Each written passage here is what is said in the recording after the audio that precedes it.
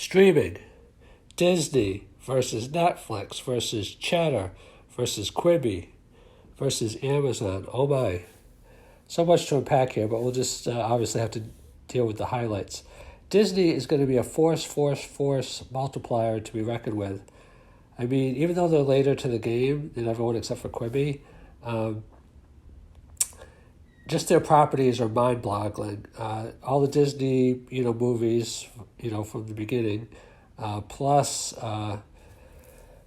Marvel, plus Star Wars, plus ESPN, plus Hulu. They've also done incredibly innovative packaging, and 3 channels, 2 ad-supported, 2 non-ads and 1 ad-supported.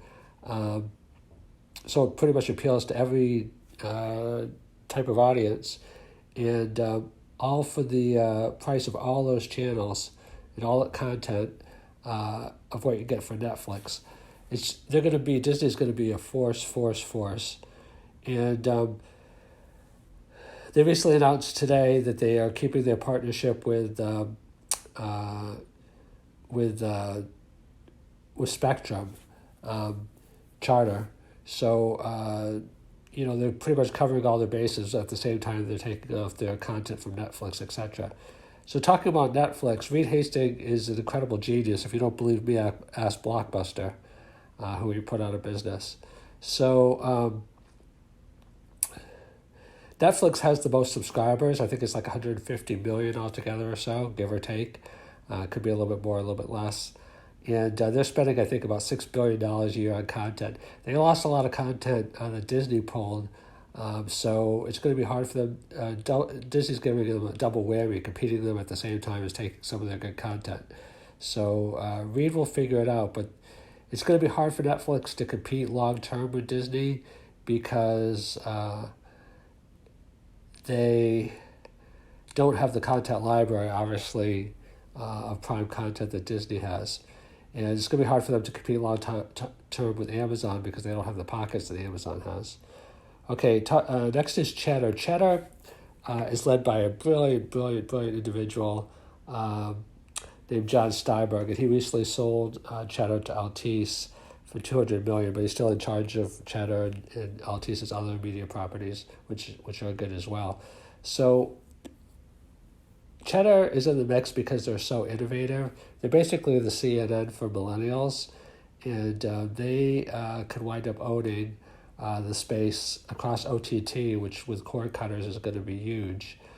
So keep an eye on Cheddar. They're really good at what they do.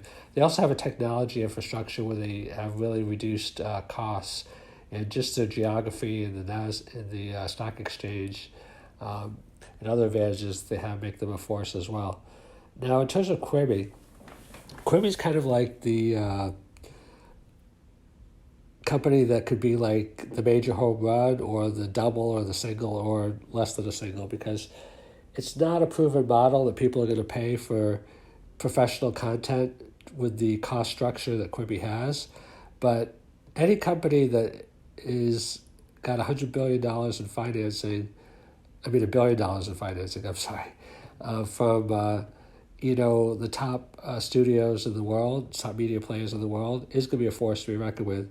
You put Jeff Katzenberg and Meg Whitman in that equation, and all the distribution and content deals they have, they are going to be a force. I mean, they're already partnering with NBC and BBC,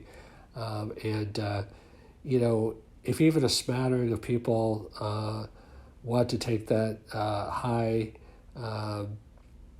quality content, and my guess is that a lot will, Quibi's going to be a force. Okay, last but not least, Amazon. Amazon, it's kind of like, okay, AWS is an afterthought. Oh, wow, it's taken over the company. Prime is like, oh, a nice little program. Oh, it's taken over the company. E-commerce may always be the bread and butter of Amazon, but maybe not. Content, started as an afterthought. Kindle started as an afterthought. These things that start as afterthoughts are huge businesses in themselves. And Amazon, with their customer base and with their prime customer base, is going to be a force to be reckoned with. And Jeff Bezos is taking content a lot more seriously now. And so if I had to predict 10 years from now which company will be the largest out of these five, I would say Disney, but I would say that Amazon would be, close behind. And the other three are going to be great also.